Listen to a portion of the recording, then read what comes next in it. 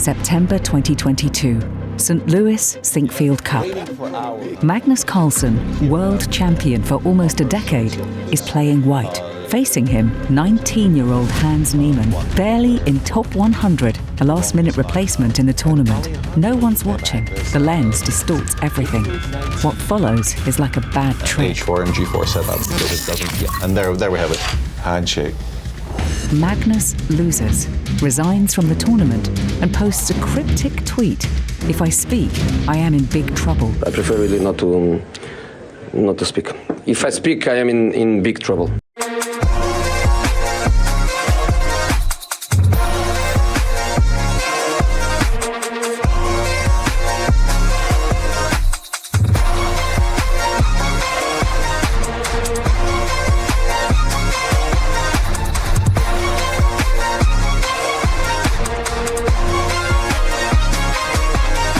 The chess world becomes a hotbed of paranoia. It's very clear why Magnus withdrew. I don't need to say it. All of my colleagues are pretty much paranoid, and quite often I was the one telling them, come on guys. Back in the day when cheating was very naive and it would occur in, kids tournaments where a kid is playing and then his coach would be a much stronger player and he would be giving the kid signals, move the rook and move the knight. Who can give such signals to the world champion or like players of this caliber?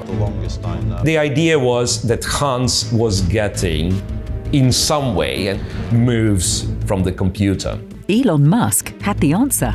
Vibrating anal beads transmitting signals from an AI. A far-fetched theory from Reddit. One meme drags chess into a post-truth abyss. One meme. Checkmate to metal detectors everywhere. Thank you guys, and we do have Hans Niemann. The press room. Cameras everywhere. One line becomes infamous. So I cheated in random games. I was a child, I had no idea what happened. After that, when I was 12, I have never, ever in my life cheated in an over-the-board game, in an online tournament. It doesn't calm things down. So he's kind of in a disadvantage right away because the only thing he can do is say, I didn't cheat, but everybody thought that he is a cheater. Magnus Carlsen has decided to not play today's game. 2 weeks later, the rematch. Carlsen plays one move with black, resigns, and disconnects. What? No. He pulled out of the Sinkfield Cup. Magnus hasn't said a word, but the chess world has basically concluded it was because he suspected Hans Niemann of cheating. Later, he explains, I cannot play against people I don't trust. So I felt that it's a wrong way to approach it, and I think his reputation was effectively ruined. Soon, chess.com produces a 72-page report. They accuse Hans of cheating in roughly 100 online games. I spent my time checking it and I realized the data is false and many other things are false. I believe the main point was that at that time there was a merger. They were buying the main concurrent, and Magnus Group, and okay, they kind of, I guess, felt like supporting Magnus. I don't know, that's just my guess. And the aftermath? Hans's invitations vanish. Tata Steel, the US team, big events, the doors slam shut. He files a $1 million lawsuit against Carlsen, Chess.com, and Nakamura, settled privately. Account reinstated, but his reputation in ruins. Banned from the official circuit, Niemann reinvented himself. Simmels with amateurs, head-to-head duels with pros, his own tour, his own rules, his own media brand. Niemann against the world. Local halls, online duels, sizable prize funds. He wins them all. An event in Lisbon during Web Summit where he played against 2,000 executives. He's a chess celebrity. I think he's number 3 or number 2 now, and everybody knew him and everybody knows him, which is very, very cool. By 2025, he's not in the top 100, he's in the top 20. No proof that Niemann was cheating against Magnus ever arrived. 3 years on, the lesson is simple. Chess speaks for itself. Niemann was wrong. Chess does not speak for itself. Netflix will spin its drama. Netflix and beads. That's all we're left with. In the post-truth world, they speak louder. Vladimir Kramnik has made online cheating his personal crusade, calling for total transparency and stricter rules. Yet in a dramatic twist, he now mentors Hans Niemann, the very figure at the heart of the controversy. I have so much respect for Kramnik. So what does Kramnik really believe about the future of fair play in online chess? Entertaining, comfortable, not clean. Very, very modest assessment, 20%, very modest. Talking about top 50 or top 100, yeah, this is, but it's very modest. I believe it's more. Actually, it's not only my assessment. Maxim Vashelograf, in his interview about a year ago, was talking about 30%. Fabiano was even talking about 50%. As Magnus Carlsen put it in one of his interviews, that cheating using computer assistants is a major threat, for the existential threat, as he put it, for the game of chess. I just first of all want to say that I'm a huge fan of your chess, and I've been following your career, and you've been someone that I've looked up to for a very long time. We didn't know each other, but he's a young man. He, especially at that time, was even younger. It's quite tough when the whole world, whole machine, PR machine, media machine, is just throwing dirt at you. Yeah, it's clear. It was a very deliberate attack to make him a symbol of cheating, but there is something in him, I believe, as a personality that can change chess. He has the courage to go all in and to fight for what he believes is right. He is a very mature person for his age. He was becoming hated and attacked by media. Well, that's why I felt like, I should support him. I named players whose performances statistically are very low probability.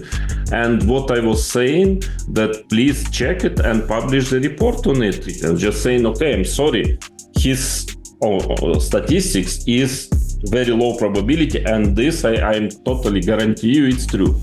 It is true. And and nothing is happening. Nobody is checking him. The guys continue showing very unlikely statistical performances. And it's about very serious money, very serious money. An example, okay, if somebody hacks your bank account online and takes $2,000 from your account, well, what will happen to him? Police will come next day and arrest him, because it's a fraud. And what if somebody is playing last round and the prize fund is, if you win, you get $10,000. If you lose, you get nothing. You use computer, you won. Okay, you stole $10,000. It is a fraud. It's a fraud. I started the petition. I spoke with deputies of Swiss Parliament. Fortunately, they are on the same note with me.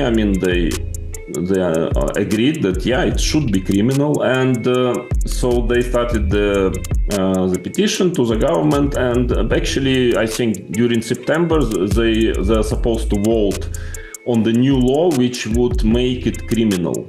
Not only in chess, in all computer games, esports, and so on, in Switzerland at least, but it's a very important first step, that can really help a lot the integrity of chess at the end of the day.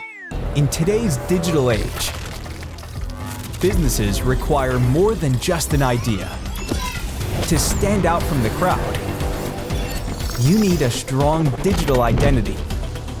Get your unique domain name, because IT is you. 1990s. Dial-up. Minutes of waiting just to log in. Why? Because on ICC, you could meet future legends Carlsen, Nakamura, Aronian. A black screen, white code, a niche community. 2000s, Yahoo Chess goes mainstream. Fast, colourful, ad-driven. Millions try it, most leave. Play chess. Tied to ChessBase keeps it serious and professional. Two worlds. Chaos for the crowd, tools for the pros. 2010s. Global platforms rise. from just a few million players in 2010 to over 200 million by 2025. Chess becomes frictionless and social, as natural as Netflix or Spotify. Chess on demand. 2020 lockdown. Numbers double almost overnight. Hundreds of millions of games every month. Chess becomes a spectacle. Twitch, overlays, exploding chats. And finally, a design revolution. Enter World Chess. Dark mode, immersive UX, a modern online chess platform built on deep offline expertise. Behind it, Ilya Meranzon, betting that design can reinvent chess.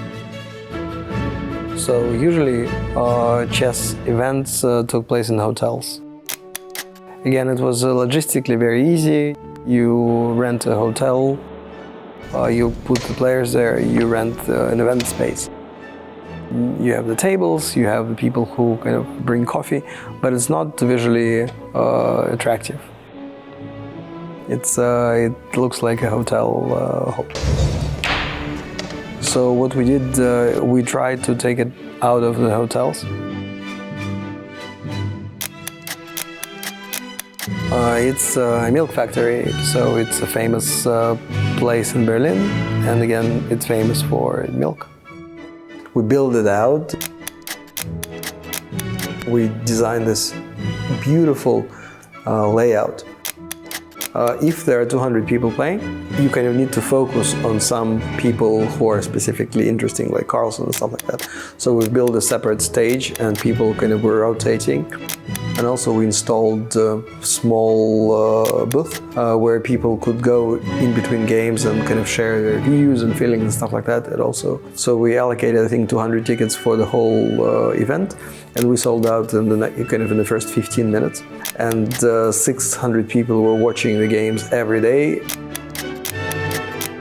So all of it is now kind of codified and it's standard procedure, so everyone uses it now and chess looks much better. It was around the COVID times, I think, when chess became one of the few sports where you can actually play while sitting at home. And I think in my calculations, again, they might be off, but it grew about 30 times, so 3,000% within a year. But we wanted to compete in that space, so our approach to design and to user experience is really different from what other platforms do. And it's not bad or good, it's simply different. I think that the chess interface is outdated. It hasn't changed much since the 80s. I think that the newer generation demands a little bit of a different design approach. So we wanted to have a visual approach which is current, which is kind of energetic. So we wanted to introduce gamification, which is kind of in line with what we think visually and how it can work. Now we have about 1 million users, which is peanuts compared to major competitors, but it's a huge deal for us. And at least it gives us enough users to test things. Online kind of fair play is a huge issue, and I was sure when we started that it's gonna be issue number one, and that's what's happening now. The key of anti-cheating is kind of benchmarking. How likely are you to make a move that Magnus Carlsen would kind of fail to make, and if your rating is not 3,000 but 100. So that's the main point, and we take, I think, around 200 parameters, which we benchmark. And we can easily say where we think the benchmark is off. And actually it's based on some level on practical things, but on some level on expert opinions like Kramnik's. When we think that someone cheated, we have phenomenal and very kind of clearly visualized evidence, which we can show, and it worked quite well, and we're still developing it, so it's improving almost every week, but even now it's on a level where we are happy. What online chess has done It kind of democratized the sport substantially, and there will definitely be World Chess Championship online. There will always be anything kind of beyond it, but so I think it's gonna grow regardless of what we do. All of the innovations and all of the crazy stuff which we or somebody else came kind of with, now they're becoming standard procedure. Cheaters never sleep, and now chess has its own night watch. World Chess Digital Detective Bureau. On duty, Evgenij Miroshnichenko. Imagine you're an anti-cheating officer and imagine you get the following game to analyze. The engine suggests move 26 for black, rook to e3. And guess what? That exact move appears on the live board too, a brilliant rook sacrifice. Honestly, it's not something most of us would think of right away. And white went with this move. Black captures, white captures, then knight c3, brilliant move. Queen's getting exchanged, but white is still in trouble. Check here, king goes. The engine suggests the best move, 31 for black. Knight f4, a precise and deeply calculated tactical sequence. In fact, it's the only move that keeps the advantage. So how do anti-cheating algorithms work? Well, you get your set of games data, sometimes, a few hundred of games even for one person who's suspected, or sometimes, a few thousand of games from one tournament. And then you start a long process of eliminations. So basically, if the game was played with using only the best moves according to the computer, these games go into the red basket. And red basket, you guessed it right, these are cheating games, these are out. And people who play a lot of red games are getting banned from the platform. You have those red games, you have the green games. The green games that are not suspect at all. Basically, both sides were making mistakes. And then you have games in between. And these are the games where we fine-tuning our algorithm for. And this is where you look for some patterns, moves matching the choices of the computer, the frequency of matching moves. Not every move, but like one in each 5 moves, one in each 3 moves. There is an insider joke that if you are cheating and still playing that bad, we would just let you cheat. So of course we cannot catch everybody, but the other thing you shouldn't be doing is like getting paranoid, and whenever somebody has a better result than usual, and basically you should not be banning people for good play. And somebody who has like maybe low rating, I still give them the benefit of the doubt. Maybe they've improved, maybe they had like a fantastic day and played well this particular day. Ideally, we have to free human brain from checking the cheaters' games. That's what I do very often. That's, by the way, what this machine does right now. And when you check the entire series of black brilliant moves and you compare it with top suggestions of the most powerful chess computers, you understand that black played mathematically perfect game. And if this would be played on our online platform or maybe even in a over-the-board tournament, it's very likely that the person would be suspected of cheating. So, is it a cheating game? Well, not really, because this one was played in 1925 by Alexander Alechin and Richard Reti. Alechin won a brilliant game in Baden-Baden 1925, which led him to win a tournament by a huge margin. It's a fantastic game from the past. With all that being said, while cheating is a problem in modern chess, we should not really go paranoid, because it absolutely paralyzes the organizers, it paralyzes, people playing chess.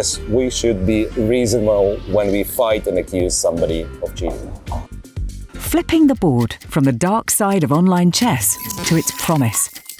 Back in the dial-up 90s, online blitz was the only ticket for a kid from Armenia to reach the top.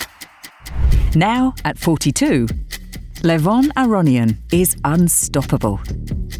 In just a couple of months, he's taken down Magnus, Nakamura, and Niemann. He won Vegas, he won St. Louis, and now, backstage at EWC, He's here to prove one thing. Brain speed beats mouse speed. I can tell you that I am one of the kids of online chess. Online chess actually made me the player I am. Back in the day, in the 90s, I was living in Armenia without much opportunity to travel, but I wanted to play chess. And when the internet was already spread, let's say 99, 2000, I played Blitz non-stop online. And same happened to Hikaru, for example. Same with Magnus, Alireza. This has been the best practice. It was on ICC. I think my nicknames were mostly connected to some literary heroes. I mean, when I was about 16, 17, I was very much into Kafka and Hesse. So the only goal was to tell my parents and my sister, don't pick up the phone. Now I'm going to connect to internet through the dial-up modem, and I would connect to ICC. There were lots of players back in the day. I would play against Morozevich, I would play against Grishuk, Zvidler, against the leading top of the crop. And you would never have players from Iran, I think, if not for internet. I don't know if Magnus would be there, because Norway is not a real chess country. You have players from remote places, let's say, even like the young talents, let's say Faustino Oro. He's extremely talented. He's from Argentina. That country has some chess history, but it's not the same. You cannot have this without online chess, I think. I got my bow and arrow ready. I've shot one falcon. I want to shoot one more tomorrow. It's always between Magnus and Alireza Firuja, and Hikaru. But these are three names that I think they're very good with the mouse. Not just playing well, but also they're very practical.